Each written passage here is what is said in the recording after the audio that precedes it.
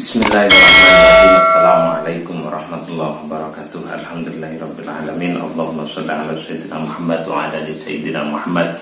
Amma ba'du. Alhamdulillah, segala puji bagi Allah patut kita haturkan karena atas berkat rahmat dan pertolongannya kita alhamdulillah masih diberi istiqomah untuk melanjutkan kajian kita, yaitu kitab Nashwaihul Ibad, di mana kita pada pertemuan kali ini kita akan membahas tentang makalah ke-48 yang isinya menjelaskan tentang fakir, taat kepada Allah, dan qanaah. Baik, langsung saja kita bacakan redaksinya. Namun sebelum kita mulai, kita buka dulu dengan pembacaan surat Al-Fatihah. Ala hadini hawala kulinat dan suadawana khusususan bin walid hadal kitab Syekh Imam Nawawi Al-Bantani wa nafa'ana bihi wa bi'ulumi fid dharain amin wa qad ajatina min hajatina la sallallahu maqasidana ya sallallahu murana muraduna Al-Fatihah. A'udzu billahi minasyaitonir rajim. Bismillahirrahmanirrahim. Alhamdulillahirabbil alamin arrahmanir rahim maliki yaumiddin. Iyyaka na'budu wa iyyaka nasta'in. Ihdinas siratal mustaqim siratal ladzina an'amta 'alaihim ghairil maghdubi 'alaihim waladdallin. Amin. Bismillahirrahmanirrahim. Wa qad qala al-musannifu rahimahumullahu ta'ala wa nafa'ana bihi wa bi 'ulumihi fid dharain. Amin. Amin wa ya mujibas sa'ilin. Wal maqalatu tawidahu athaminatu kang kaping 8 wal arba'una lan 40 iku an Wahib bin Munabbah an Wahib bin Munabbah dan riwayatake saking Wahab bin Munabbah al-Yamani radhiya mugi-mugi al-Yamani kang bangsa Yaman negarane radhiya mugi-mugi ridhoni sinten Allah anhu an ndo saking niksa ing Wahab bin Munabbah. Maktubun nyatane riwayat maktubun dan tulis fit Taurat yang dalam kitab Taurat. Jadi isi dari kitab Taurat, penjelasan yang ada di dalam kitab Taurat. Opo al-harisu ila akhirih dawu al-harisu utawi wong kang banget butuhe, al-harisu utawi wong kang banget pingine.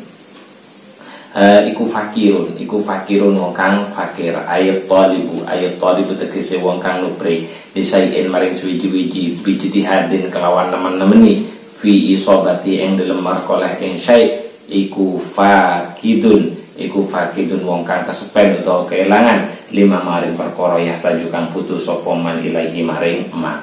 Jadi yang pertama yang tercatat di dalam kitab Taurat itu penjelasan terkait dengan masalah fakir. Fakir di dalam kitab Taurat ini dijelaskan bahwasanya penyebab dari fakir itu adalah orang yang memiliki keinginan berlebihan. Orang yang memiliki keinginan berlebihan, dia adalah orang fakir. Maksudnya orang yang memiliki keinginan berlebihan itu bagaimana? Yaitu adalah orang yang mencari sesuatu dengan keterlaluan.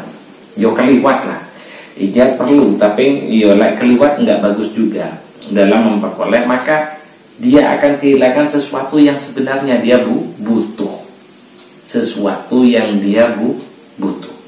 Berarti di sini ada pembahasan, ada sebuah perbedaan kebutuhan dan keinginan. Itu yang harus dibedakan. Jadi sering saya katakan orang itu akan merasa susah ketika yang dipikirkan itu adalah keinginannya, tapi tidak ketika yang dia pikirkan adalah kebutuhannya. Padahal kalau kita berbicara apa yang dibutuhkan oleh manusia itu tidak banyak. Yang penting makan, mungkin itulah makan, tempat tinggal, terus kemudian baju yang kita kenakan, itu mungkin cukup. Tapi ketika yang dipikirkan keinginan, maka keinginan itu tidak ada batasnya. Maka di dalam penjelasan sebelumnya, pembatasan dari keinginan tidak lain adalah dengan cara qanaah, menerima apa yang diberikan oleh Allah Subhanahu wa taala kepada diri kita. Karena dengan seperti itu kita bisa menikmati apa yang sudah kita miliki. Berbeda dengan orang yang senantiasa mengedepankan apa yang diinginkan, padahal sesuatu yang diinginkan itu belum dia miliki, maka sesuatu yang sudah dimiliki dia tidak sanggup untuk menikmati karena sudah tertutup oleh keinginannya yang belum terpenuhi. Jadi akhirnya rasa syukurnya terus tidak ada. Dia punya mobil melihat temannya yang sudah punya kapal, atau yang sudah punya kapal terbang, atau dia sudah punya sepeda motor melihat temannya yang sudah punya mobil, akhirnya dia pengen lagi. Sehingga menikmati sepeda motor yang sudah ada di depannya itu tertutup oleh pikiran gundahnya karena menginginkan sesuatu yang belum ia capai. Padahal dengan adanya sepeda motor seharusnya dia sudah bisa menikmati. Nah, berarti cara kita untuk bisa bahagia mau tidak mau, betul kata Rasulullah, qanaah, menerima apa adanya yang diberikan oleh Allah Subhanahu wa ta'ala. Dan itu merupakan ciri-ciri dari orang yang memiliki cinta sejati kepada Allah Subhanahu wa ta'ala. Seperti dalam makalah sebelumnya itu yang tertulis di dalam kitab Taurat. Kemudian yang kedua yang dijelaskan juga di dalam kitab Taurat menurut Syekh Munabbah, Wahab bin Munabbah, adalah tentang masalah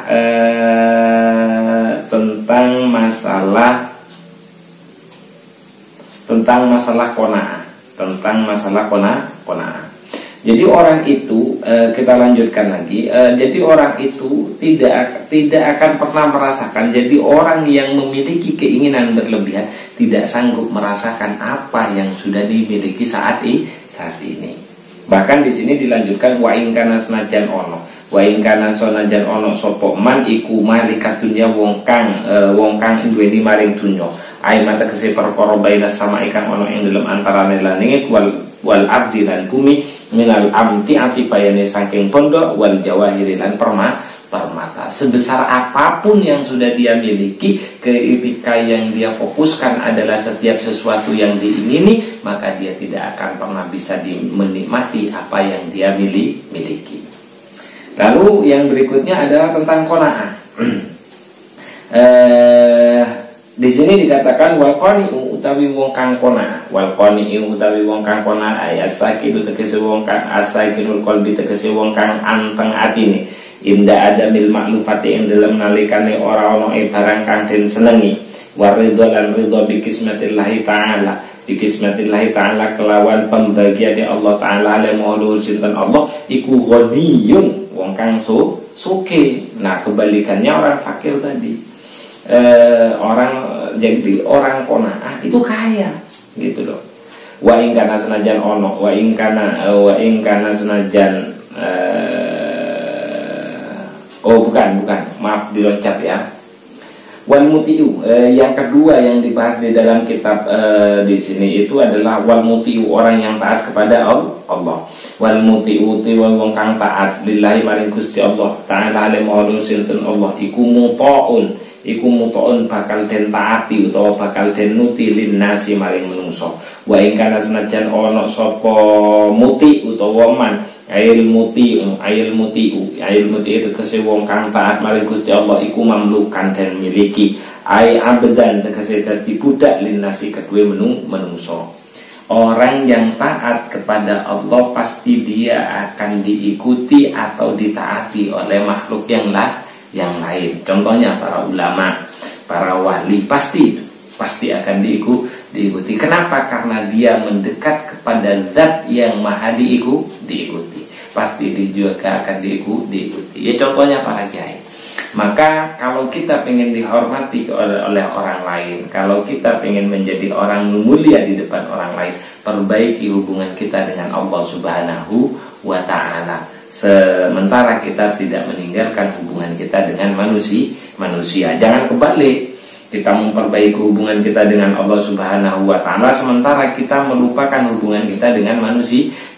Itu tidak bisa mendekatkan diri kepada Allah Subhanahu wa ta'ala. Karena seperti yang dijelaskan kemarin, orang yang memiliki cinta yang sebenarnya kepada Allah Subhanahu wa ta'ala pasti dia akan melakukan sesuatu yang baik atau amal-amal yang soleh. Nah, kalau orang sudah bisa melakukan amal soleh, pasti dia akan dijadikan sebagai rujukan di dalam masyarakatnya dan dia akan diikuti oleh makhluk yang lainnya.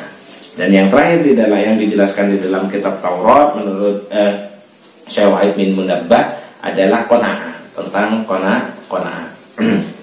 Jadi meskipun orang yang taat kepada Allah itu sebenarnya adalah budak. Bilal contohnya, pada sejarahnya Kanjeng Nabi, Bilal contohnya, dia sampai detik ini pun pahala untuk melaksanakan azan itu Bilal pasti dapat gitu. Bilal itu pasti dapat gitu. Jadi ya seperti itu. Meskipun dia menjadi seorang budak. Jadi banyak ceritanya banyak cerita yang beredar itu ketika orang itu sudah memiliki hubungan yang baik dengan Allah Subhanahu wa taala, majikannya pun sampai sungkan kepada dirinya. Maka kalau kita mau dihormati oleh orang lain, maka perbaiki hubungan kita dengan Allah Subhanahu wa taala. Makanya di dalam hadis Nabi itu mengatakan aslih nafsaka yasluh lakan nas, perbaiki dirimu maka semua manusia akan memperbaiki dirinya untuk dirimu. Itu Rasulullah yang bersabda. Kemudian yang ketiga yang dijelaskan di dalam kitab Taurat adalah tentang masalah qanaah. Qanaah yang merupakan kebalikan makalah yang pertama, merupakan kebalikan di mana kalau penyebab fakir adalah orang yang hanya menuruti keinginannya saja, maka dia akan menjadi fakir pada saat itu juga. Kenapa? Karena dia tidak bisa menikmati apa yang dia miliki. Nah, sebaliknya di dalam makalah yang ketiga ini adalah di dalam ungkapan di dalam kitab Taurat ini dikatakan wal qani utawi wong kang qana ay asakinul qalbi tegese wong kang anteng atine inda adamil maklufati ing dalam nalikane ora onone barang kang den senengi wa ridho lan ridho bi kismatillahi taala kelawan pembagiane Gusti Allah taala iku ghaniyun wong kang sugih. Iku ghaniyun wong kang sugih wa ing kana senajan ana sapa kone iku jai'an wong kang kelaparan. Ya seperti itu. Lah namanya orang sudah menerima kok. Namanya orang yang sudah menerima. Apapun yang ada dia akan makan, dia tidak akan komplain karena yang dia pikirkan hanya kebutuhan gitu loh. Bahkan ketika kebutuhannya pun tidak ada, dia siap menerima. Karena dia sadar semua yang memberikan kepadanya itu tidak adalah zat yang maha dicintai oleh semua makhluk yang ada. Zat yang maha memberikan segala-galanya. Jadi kalau dia sudah merasa bersamaan dengan zat yang memberikan segala-galanya, maka ya tidak akan pernah ada rasa lapar, tidak ada. Karena pikirannya sudah terfokus kepada zat yang maha mulia dan zat yang memiliki segala-galanya. Nah seperti itulah qanaah. Jadi lapar ya nerimo. Jadi ketika lapar ya dia milih puasa. Ya enteng gitu loh, mudah dia tuh. Dia tidak akan pernah berontak ketika tidak ada yang mau dimakan ya dia milih puasa. Seperti ceritanya Rasulullah kan, ketika Rasulullah mau dahar ternyata ditanya apa ada apa enggak. Ya tidak ada. Kemudian ditanya, ya wis lek ngono aku puasa kan, itu jawaban Rasulullah. Seperti itu cerminan-cerminan orang yang sudah qanaah. Dia tidak pernah komplain dengan segala sesuatu yang sudah diterima olehnya karena dia ridho akan apa yang diberikan oleh Allah Subhanahu wa taala. Nah, untuk mempertegas hal itu di sini ada sebuah cerita waharabat. Ada sebuah cerita waharabat lan rumaku sapa imro'atun wong wadon asiratun kang den tawan membiladil kufri saking negorene wong kafir wa masyat lan lumaku sapa imro'ah mi'atai farsahin kelawan 200 farsah lelungan 200 farsah lam takul ora mangan sapa mar'ah syai'an ing suwiji-wiji kang kedhik fasuilat moko den takoni sapa mar'ah kaifa hale kaya apa kawiti kuat sapa sira wadon alal masyi ing atase lumaku bila aklin kelawan tanpa makan. Faqalat moko nulin jawab sapa mar'ah kullama jitu ing dalem nalikane lapar sapa ingsun qara'tu maca sapa ingsun kul huwallahu ahad salasa marratin kelawan 3 pira-pira ambalan fa asba'u moko war sapa ingsun. Jadi ada sebuah cerita di mana ada seorang perempuan yang sebelumnya itu ditawan oleh orang kafir di negara kafir. dan dia diberi kesempatan oleh Allah untuk kabur atau lari, dan dia pun lari sekitar 200 farsah, ya sekitar 4 kiloan lah, 4 kiloan, tanpa makan sedikit pun. Karena ketika sampai di tujuan, orang itu banyak tahu kalau dia perjalanannya sangat jauh dari negara kafir itu tadi. Ditanya oleh orang, bagaimana wahai kau perempuan, bagaimana engkau kok bisa kuat berjalan sekitar 400 kilo tanpa makan sedikit pun? Kemudian apa jawabannya? Si perempuan tadi, setiap aku merasa lapar, aku membaca Qul huwallahu ahad 3 kali. Ya monggo kalau mau dipraktekkan. Artinya ini kan alternatif. Ini adalah sebuah riwayat, ini adalah sebuah cerita, ini adalah sebuah penjelasan di dalam kitab Nasoihul Ibad. Kalau kita mau praktekkan ya monggo, silakan praktekkan. Ketika kita lapar, baca Qul huwallahu ahad sebanyak 3 kali. Tapi bukan karena Qul huwallahu ahadnya yang jelas ini, karena dia ingat kepada zat yang maha memberinya. Makanya ada cerita karena dia sudah mengingat zat yang bisa memberi segala-galanya, yaitu Allah Subhanahu wa ta'ala, dan munculnya cinta yang ada di dalam dirinya, sehingga dia tidak merasa tidak ada pertolongan kecuali pertolongan dari Allah Subhanahu wa ta'ala. Fokus pikirannya ke sana, sehingga lapasnya pun kan tidak ada. Sama seperti orang yang sudah mencintai main game misalnya, beberapa hari pun dia tidak makan, dia pasti kuat. Kenapa? Karena pikirannya sudah fokus dengan gamenya itu. Atau ada cerita lagi yang mengatakan apabila sudah cinta sudah melekat, maka ya itulah, kotoran kucing pun rasa coklat. Ya hampir tidak bisa membedakan seperti itu, karena pikirannya sudah terfokus kepada satu. Orang kan yang mudah lapar karena ya dia ingat akan laparnya. Tapi coba kita lupakan laparnya, kita lupakan atau alihkan pikiran kita tidak kepada lapar, tapi kepada sesuatu pekerjaan yang berbeda. Insya Allah lapar itu pun juga hilang. Ya sama ketika orang berpuasa terus dibuat main game saja, ya tidak terasa tiba-tiba sudah jam 2, tiba-tiba jam 3. Ya seperti itu. Nah, cara perempuan ini mengalihkan pikirannya dengan membaca Qul huwallahu ahad sebanyak 3 kali, yang insya Allah itu akan memunculkan hatinya ingat kepada Allah Subhanahu wa ta'ala sebagai pemberi segala-galanya, termasuk memberikan rasa kenyang kepada dirinya. Dan itu terjadi. Wallahu a'lam. Tapi paling tidak dari sini kita tahu bahwasanya penyebab dari kefakiran itu adalah menuruti keinginan yang berlebihan. Orang yang ingin dihormati hendaklah dia memperbaiki hubungan dengan Allah Subhanahu wa ta'ala, atau tingkatkan ketaatan kepada Allah Subhanahu wa ta'ala. Dan yang ketiga, penyebabnya orang kaya itu adalah qanaah, mau menerima apa yang telah diberikan dan dianugerahkan oleh Allah Subhanahu wa ta'ala. Itu saja yang bisa saya sampaikan, semoga bermanfaat. Kita tutup pertemuan kali ini dengan pembacaan suratul Fatihah ala hadiniyah wa ala kulli niyatin sholihah wa nakhususan liman fadzal kitab Syekh Imam Nawawi al-Balkan wa nafa'ana bihi wa bi'ulumihi fid dharain amin. Wa liqad hajatina min hajatina la sallallahu maqasidina sallallahu umuruna muradina al-Fatihah. A'udzu billahi minasyaitonir rajim. Bismillahirrahmanirrahim. Alhamdulillahirabbil alamin. Arrahmanir rahim. Maliki yaumiddin. Iyyaka na'budu wa iyyaka nasta'in. Ihdinas siratal mustaqim. Siratal ladzina an'amta 'alaihim ghairil maghdubi 'alaihim waladdallin. Amin. Bismillahirrahmanirrahim. Wal 'asri innal insana lafi khusrin illa alladzina amanu wa 'amilus solihati wa tawassaw bil haqqi wa tawassaw bis sabr.